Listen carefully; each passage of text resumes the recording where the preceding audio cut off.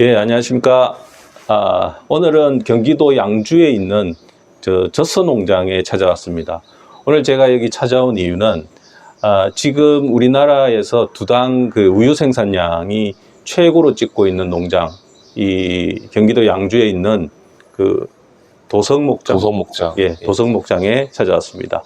오늘 제 옆에는 이 도성목장의 사장님의 아드님, 이제 2세 사장님이신데, 저하고 같이 발효에 대한 이야기도 하고 농장에 대한 이야기도 같이 해보려고 합니다. 사장님 안녕하세요. 네, 예. 제가 잠깐 둘러보긴 했는데 이 농장에 대한 간략한 소개 좀 부탁드리겠습니다. 네. 저희는 이제 경기도 양주시에 위치한 도성목장이고요. 저희 아버님으로부터 시작된 지는 한 45년 정도 됐고, 예. 저는 이제 한국농수산대학교를 2009년도에 졸업하고 와서 2009년도부터 이제 본격적으로 농장에서 일을 하게 되었습니다. 예. 2009년도에 졸업을 하고 1년 뒤에 또 양주 여기가 구제역이 또 심하게 발병을 해서 예. 2010년도 1월에 이제 전두수를 메모를 했었거든요. 아이고. 근데 한우 포함해서 거의 한 150마리 정도 이제 살처분을 했는데, 예. 그러고 나서 한 몇 개월 정도 쉬다가 다시 이제 농장을 해야겠다 그런 마음으로 해서 그때 한 51두 정도 이제 육성은 포함해서 구입을 해서 지금까지 쭉 이어나오고 있습니다. 예. 지금은 차기우두 수는 어떻게 됩니까? 지금도 저희 농장이 크지가 않다 보니까 저는 이제 차기도수에 대한 제한을 걸어놓거든요. 예. 예, 그래서 한 최고 맥시멈으로 짤 때는 한 55마리 55마리. 까지는 이제 사람이 너무 힘들고, 예. 그냥 편안하게 해야겠다 할 때는 이제 45마리에서 48마리 정도. 예. 그 정도 차교수를 유지하면서 또 사람 욕심이란 게 또 우유는 또 많이 짜고 싶으니까. 그래서 이제 구제역 이후로 저는 이제 산유량만 높이는 방법에 대해서 계속 실험하고, 아니면 이제 여러 박사님들한테 자문도 많이 받고, 대학교 교수님한테 전화드려서 이제 많은 조언도 구해보고, 계속 실험 테스트 하면서 소도 많이 죽여보고 해본 결과 지금 이제 제가 원하는 수준까지는 올라왔는데, 예. 근데 앞으로 아직까지는 젊으니까 더 해봐야죠. 예. 이 농장이 특이하게도 올 한 해만 지금 최고 기록, 그러니까 14,250리터 정도 두당 그렇게 찍은 것이 아니라 기존에도 계속해서 이 14,000대를 유지하는 그런 농장입니다. 지금 뒤에 보시는 바와 같이 이제 이 발효 배합기가 있는데 이거는 어떻게 시작을 하게 됐습니까? 그 발효라는 거는 제가 이제 예전부터 알고 있었는데, 발효 사료를 시작한 지는 제가 이제 결혼하고 나서 그해 이제 시작을 했거든요. 예. 총각 시절에는 이제 좀 놀아야 되니까 좀 그런 욕심에 하지 못했고, 이제 결혼하면은 이제 정신 차리고 일을 해야겠다라고 생각을 해서 발효라는 거를 이제 시작을 해봤는데, 처음부터 대동테크 기계를 사용한 게 아니라 이제 다른 농장 사장님이 안 쓰시는 걸 중고로 제가 구입해와서 한우 쪽의 발효라는 거는 이미 이제 예전부터 막 그렇죠. 뭐 화식 발효, 이렇게 여러 가지 발효 방법으로 했지만, 낙농에서는 너무 제한적이잖아요. 그렇죠. 원료 선택에서도 제한적인 거고, 원료를 잘못했다가는 또 이제 곰팡이 우유가 나올 수도 있는 거고. 예. 그래서 그냥 맨 땅에 헤딩한 것처럼 제가 이제 배합비를 하나하나 만들어 가면서 소의 이제 상태 변화를 지켜보고, 이제 원료를 투입 후, 그 다음에 이제 원료 투입한 양에 비례 또 수분이 들어가야 되니까, 그렇죠.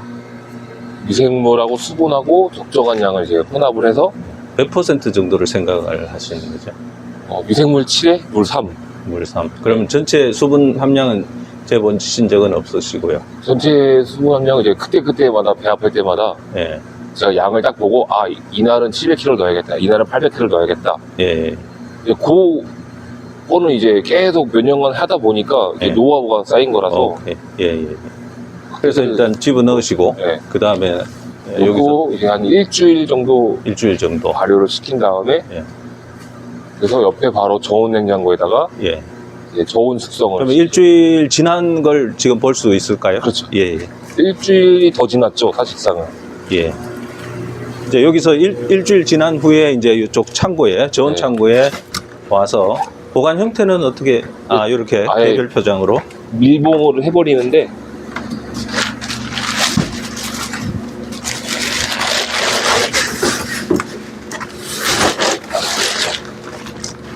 이게 한 보름 정도 된 거. 오, 냄새 좋네요. 네, 수분이 조금, 제 기준에는 조금 낮아 보이는데, 네. 수분이 한 30% 초반대. 30% 초반대. 제가 딱 33%대 만들어 놓은 거예요. 그러면 맞아요. 그 정도가 나와요. 딱 맞습니다. 예, 맞는. 예. 그건 맞고. 발효치는 꽤 괜찮습니다.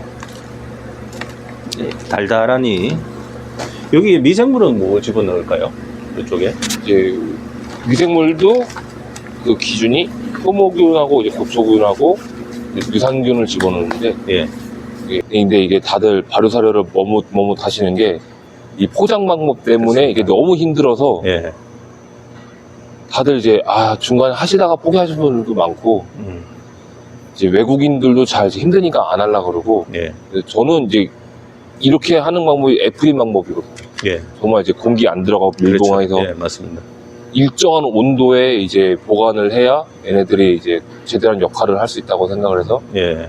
그렇게 해서 보관을 해서 계속 고민하면서 이제 아예 그냥 자동 포장 라인을 설치를 해서 지대 생산을 해서 자동 포장까지 해서 그렇게 만들까, 아니면 최근에 이제 대동테크에다 의뢰를 해가지고 그 스덴 통을 아예 그냥 예, 만들자. 예. 500kg짜리 보관용. 네, 보관용. 예. 그걸로 이제 만들어서 아예 이제 로다 지게발로 한 방에 들어서 예. 이제 배합기에다가 뭐 이렇게 2차 배합할 적에 간단하게 쏟으면 되니까, 예. 그렇게 되면 이렇게 개별 포장할 필요도 없고 그렇죠. 아예 그냥 저거를 이제 생산할 적에 그 통에다가 담아서 공기만 안 들어가게 이제 해놓고 보관해 놓으면 되니까. 예. 그리고 저희 집이 유방염하고 이제 체세포가 안 생기는 이유 중에 하나가 이제 차교를 끝나고 바로 달려 들어와서 TMR을 급여를 하거든요. 그러니까 이제 최대 서서 한 30분 정도 이제 TMR을 급여하게 되니까 예. 유두공이 막히는 시간이 있구나. 있는 거거든요. 그렇죠. 네, 유두공도 막히고, 그리고 이제 충분히 바닥 관리도 잘 해주니까 예. 또 외부로 들어오는 세균이나 그런 게 이제 적어지다 보니까 치세포하고 유방염이 확실히 없죠. 예. 유방염 같은 경우도 뭐 1년에 한 번 올까 말까 그 정도로. 관리를 잘 하시네.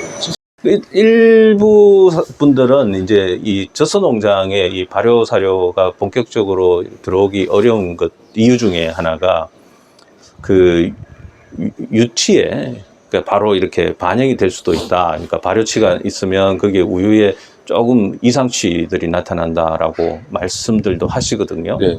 여기 이 농장은 이제 발효 사료를 하신 지도 이제 꽤 됐으니까 그런 경우가 없었습니까? 저는 단 한 번도 그런 예, 경우가 겪어보지 못했어요. 예. 그러면 이제 지금까지는 사실 그런 이야기들이 많았습니다. 그 원료 사료를 하나 잘못 바꾸면 네. 바로 그 유생산량 내지는 유성분에 영향을 미친다라고 저희들이 또 많이 이야기도 하고, 그래서 사료를 가급적이면 바꾸지 마라, 이런 게 이제 교과서적인 이야기였는데, 맞죠.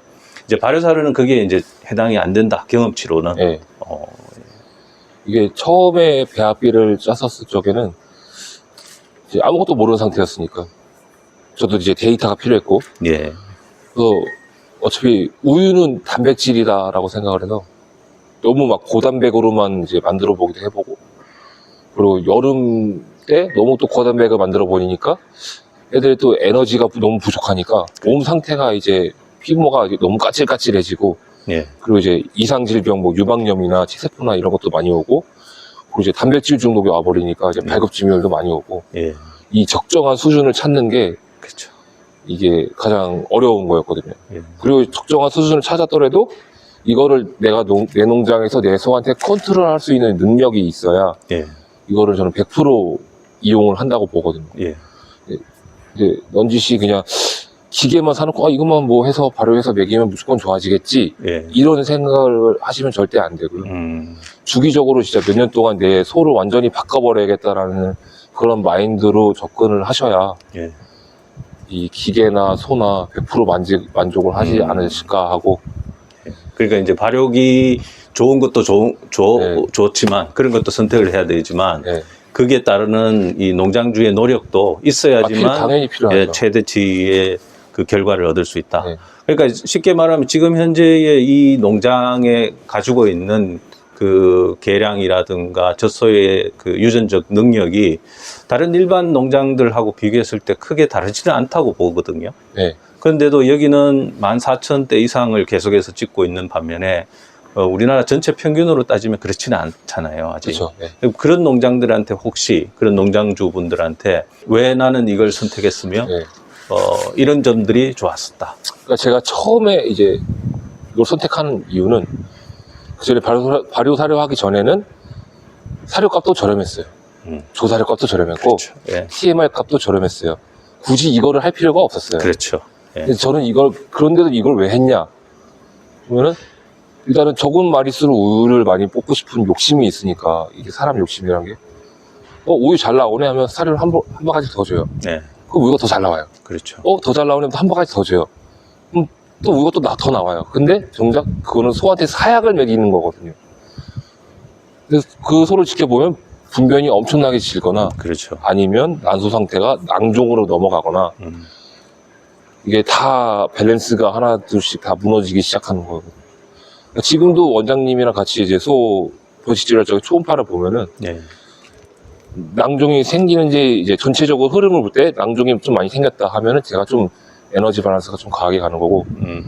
근데 이런 과정을 축주분들이 당연히 이제 다들 열심히 하지만 내가 정말 이걸로 해서 그럼 나도 도성목장처럼 뭐 유량은 아니지만 내가 어느 정도 사료값 세이브 하면서 소를 좀 건강하게 키우고 싶다 하시면은 무조건 하시는 게 저는 맞다고 봐요. 발효가 네. 답이다. 그리고 기계를 사실 적에 무조건 큰 걸로 사시는 게 저는 적극 추천을 드립니다. 왜냐하면 기계가 작으면 작을수록 예.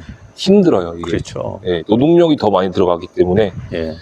기계가 크면 클수록 기계가 크면 노동력이 더 힘든 거 아니야 하는데 오히려 더 단순화가 돼버리거든요. 이게. 그래서 이제 저는 꼭 낙농에서도 발효를 꼭 하시는 거를 적극 추천합니다. 예. 지금 낙농이든 한우든 마찬가지로 저도 여러 군데 이제 강의를 다니면서 그런 말씀들을 드리거든요. 이게 사료비가 좋을 때, 사료비가 저렴할 때 이런 것들을 빨리 시작해야지 이게 쉽게 안착이 되는데 네. 그때는 사실 별로 답답한 게 없으니까 그냥 기존의 관행대로 급여를 하시다가 이제 사료비가 막 비싸지면 그제서야 이제 뭐가 다른 방법이 없나 이렇게 찾는데 그때 되면 사료비도 비싼 데다가 이제 기계 구입비라든가 이런 것들도 다 생각을 해야 되니까 그때는 정말 시작하기 어려운 그런 시기가 오거든요. 그래서 이거는 지금 여기 사장님처럼 이건 사실 발효 사료가 요즘 대세입니다. 발효 사료는 사료비 자체도 떨어뜨릴 뿐만 아니라 그 생산성 또 향상시켜주는 어떻게 보면 지금 현재의 우리나라 축산에서는 거의 유일무이한 방법이라고 생각이 들거든요. 그러니까 여기 지금 사장님 추천대로 이 발효 사료, 이 발효 사료는 반드시 지금 시작을 하시는 게 가장 현명한 방법이라고 생각이 듭니다.